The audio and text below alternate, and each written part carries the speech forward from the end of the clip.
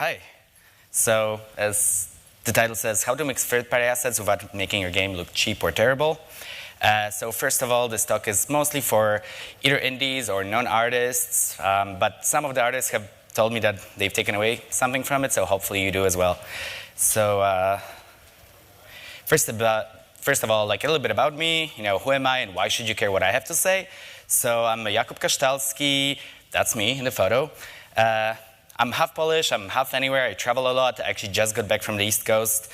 And I founded my indie studio here, Unbound Creations. We've released our fourth game, Headliner Novi News, which you can see outside there. That's the banner. We've won some awards, we've been nominated, we've been to Indie Mega Booth. Our games have also been at an art institute in Redmond before. And I've also worked on other titles before going indie. So at this point, you may be wondering, like, gee, Jakub, you do a lot of busy things. Thank you for coming to talk to us about art. But your slide kind of looks like shit. And you would be right, because that's what happens when you just take random assets, throw them together without thinking. Now, if I was nice, I might have come up with something like this, which is, cohesive, artistic, stylish. But nope, apparently I'm just an asshole, so you get this. So I've always relied on third-party assets for all of my games. Over 4 years, working on 8 games, from published titles to web games, and I've always been told they look pretty good. They have a style, they have an atmosphere to them, which was interesting considering I rely a lot on third-party assets. So I figured, hey, maybe that's something that I'm good at. Maybe that's something I can talk about. So I think that the work when using third-party assets should really start in pre-production. When you're trying to establish divisions, you need to start early. You need to have a clear idea what you're going for. So start off with Moodboards. It's a term from design and art world. Basically collect references, build kind of like a sense of feel and style. Maybe what I like to do is little tests, just trying maybe vector art, maybe like moody light, maybe realistic, this and that, just to kind of get a rough idea for what direction your game is going to go in. Of course, during the time, you also want to collect a lot of references. So here you can see an example from my game with 2 references. You see the lighting, you see kind of the furniture. So again, just collecting references, especially if you're not artistic yourself, it'll help you a lot to be like, oh, I want it to look like this. A lot of things in this talk may be a little bit obvious, but I don't know what people don't know, so I'm giving a broader overview. And also, at this stage, don't forget the everything else, which is UI, your banners, your t-shirts, your icons. All of it is part of the user experience. So all of this has to be cohesive. So here's an example from a pixel art game. So everything is kind of pixel arty. It's trying to match the same tone and style. At that point, it's also a good time to do a bit of a competition research. So look what your competitors are doing. See what's working, what isn't. So our game takes inspiration from Oxenfree. A lot of the lighting systems are inspired, the mood. Also from games like Night in the Woods, you see a little halo around the light. We do something similar, although we do a different shape to be more distinct. But also consider that, is your game too close to that? So on our initial Headliner game, we've wanted to do a pixel art style, but it's very papers, pleasey, so we worried that, oh, if I did that, people are going to say I'm just ripping it off. So look at that. And around the time when you're collecting references, maybe do a quick look at like what kind of assets are available out there, Unity Asset Store or whatever, and what is actually feasible, just to kind of get a rough idea what is out there. I'm going to talk about it a bit more later. Build up a list of cues and guidelines for yourself, like, oh, maybe I want to do vector art, but I want it to be flat shaded, and I want it to be simplistic, and maybe like a simple color palette, because that'll come in handy later when you're looking for assets and you have a clear idea for what you're actually doing. And for non-artistic people like me, having that kind of a checklist I can go by helps me make sure that everything is consistent. An art site should definitely be something you should be prototyping from day one, I think, because it's part of the experience, and both of these are the exact same game with different assets. They feel like completely different games. So while you can prototype small little gameplay system, if you actually want to prototype the whole game as a feel, as an experience, I think art should definitely be prototyped as well with the gameplay. So here's an example from my very first game, what I shamelessly ripped off assets from Final Fantasy Tactics, just as placeholder, just to establish a style, and this is what the game looked like in the end. So you can see that the color scheme, the feel, the vibe is kind of similar, and it also helped to, when I hired artists later, to actually communicate with them what I was going for. And don't worry about being perfect, just establish a vision, it's gonna have a guiding direction, because a direction is better than no direction. This also means you may have to learn some art, pick up a book or two. If you're not an artist, it actually will help a lot. But one number takeaway is consistency is key. So when you're looking for art, having something that's out of place is usually what's going to make it look cheap or like something is off. And don't forget music. Mostly I'm focusing on visual art, but music, sound effects, all of that applies to it as well. As you can see, comparing a screenshot with sound and screenshots without sound and ambience, you can see the big difference it makes. So the next question is finding right assets. So how do you actually find this stuff? And the answer is, honestly, it's just a lot of busy work. So look at all the sources. Here's a few websites that I go to that either provide stuff you can purchase or it's public domain. Always check the licenses, because different sources will have different licenses. And yeah, honestly, it's just a lot of busy work. Look at non-obvious sources. I found my whole soundtrack to my game on Reddit. Someone posted it, like 1,000 tracks they just wanted to give free for games, and it's amazing. Look at Facebook, look at Twitter, and the benefit of using non-obvious sources is that other people will probably not have heard of them, which makes your art look even more unique. It doesn't sound like, oh, another person using Kevin MacLeod music. When you find an author that you like, look up what else they've done, because that'll also help with the consistency, because usually their other assets will be in a similar style, and you can also buy whole packs if you find them.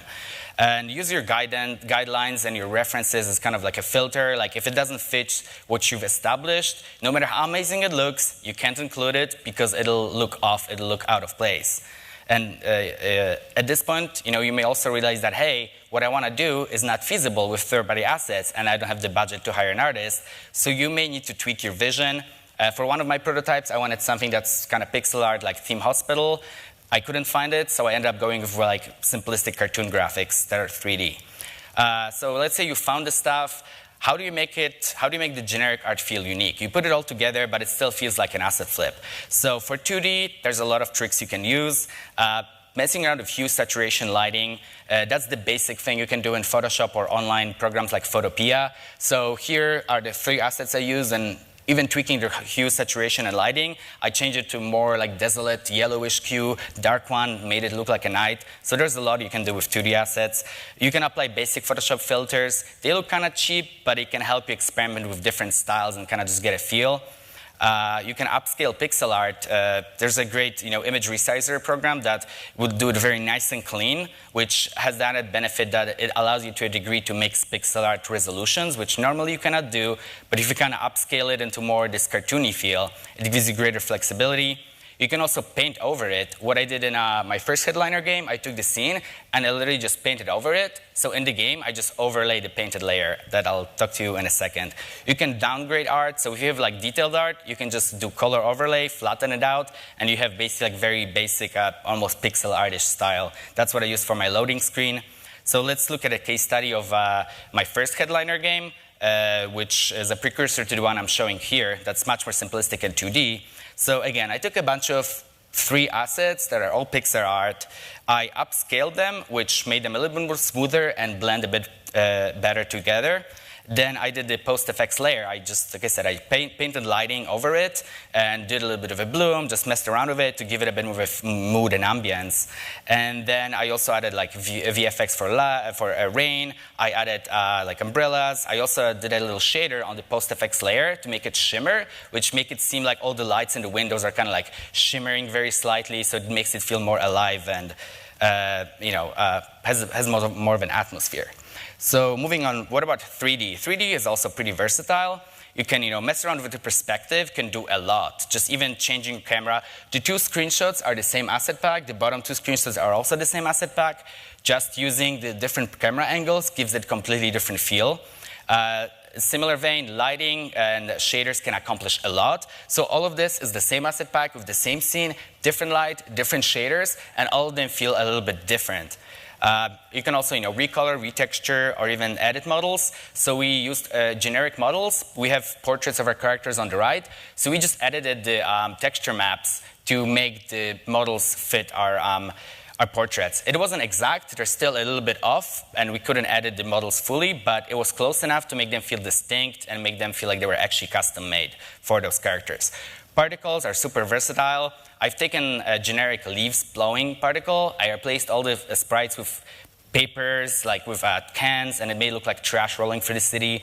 I took embers from a fire, and I just, instead of making the negative gravity going up, I just set it to 0, so it just moves in place, and bam, I have ladybugs over the little LED light.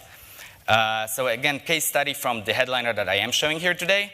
This is the asset pack we started with. It's just like a full city with models. We changed the perspective and moved it just straight on, so it makes it look a little bit like 2.5D. We then added a bit more climatic lighting. We added, like I mentioned earlier, the light lens flares around the lights to make them more distinct. I then flattened out the buildings completely, just the models, to make them look almost like they're just 2D, while still having a bit of a parallax. And then I hired an artist to do an art pass, which brought it to a whole higher degree and make it look even more unique. So this is kind of the final outcome when I added also blowing leaves. I added movement, background with the moon and everything, the moving lens flare.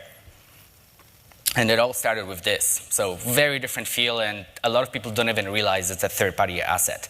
Again, same with audio. You can do, I listen to a lot of tracks, and I find the sound that just fits. Like I said, I found 1,000 tracks made by this one guy, and they just will literally listen to all of them to find the ones that fit. I do it while I code or run tests, so I can just pick out the songs that fit the mood that I want in that particular scene when I'm testing it.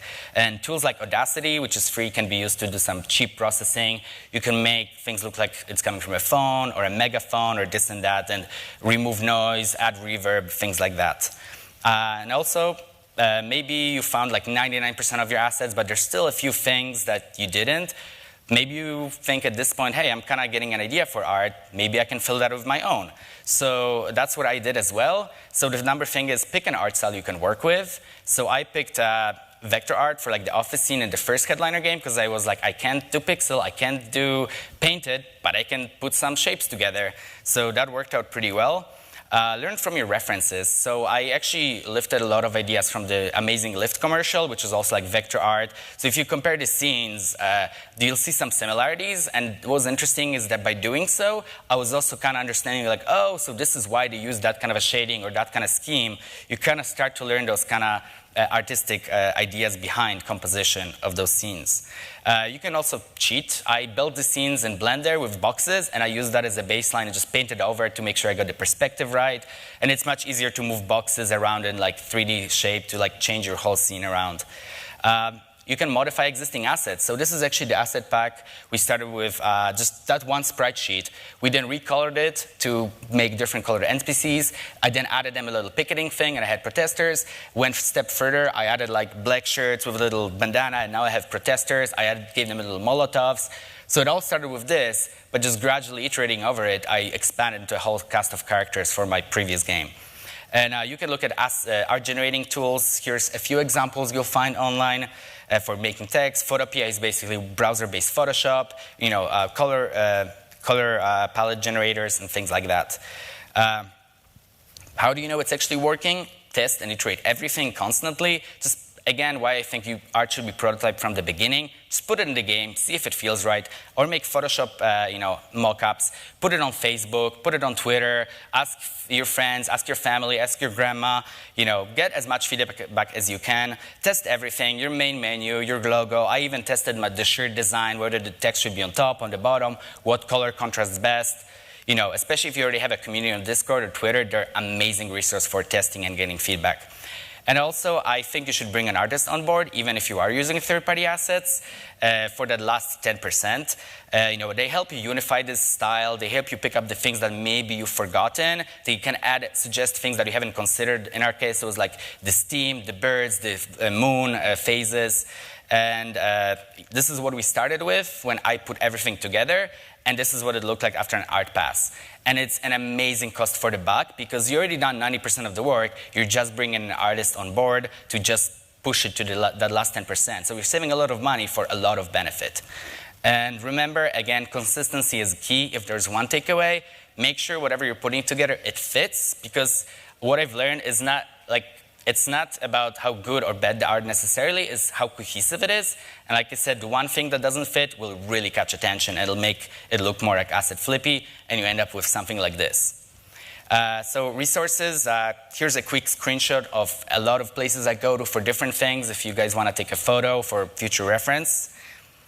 And hopefully this goes without saying, always check the licenses, give credits to people you're taking it from. Even if they don't ask for credit, do it. It's the least you can do, And, always cite your sources, don't ever steal. And in that vein, here are all the credits for the intro slide with all the clip art.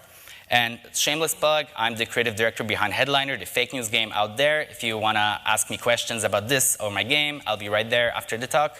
And yeah, that is me. Thank you. Thank you very much. That was great. So does anyone have any questions they want to ask? Could you go back to that slide with all of The assets? Yeah. And yeah, I apologize. I'm moving through this kind of quick. Originally, this was a 50-minute talk I gave before, so I was just compressing to the key points. I think you did a great job. And actually, one of the things that I think is interesting, because the amount of stuff that you see on things like the Asset Store that are just incredibly gorgeous looking. Mm-hmm. And the ones who very rarely I see people actually using it well. And it's often because they haven't taken it and then taken their own vision and applied that vision to those assets. Mm-hmm. I think your last pass was a kind of a perfect example of that. There's a really nice racing game, kind of like Micro Machine style, that took the assets from the tank Unity training course. But it did it so well because they built on those assets. They didn't just take it piecemeal.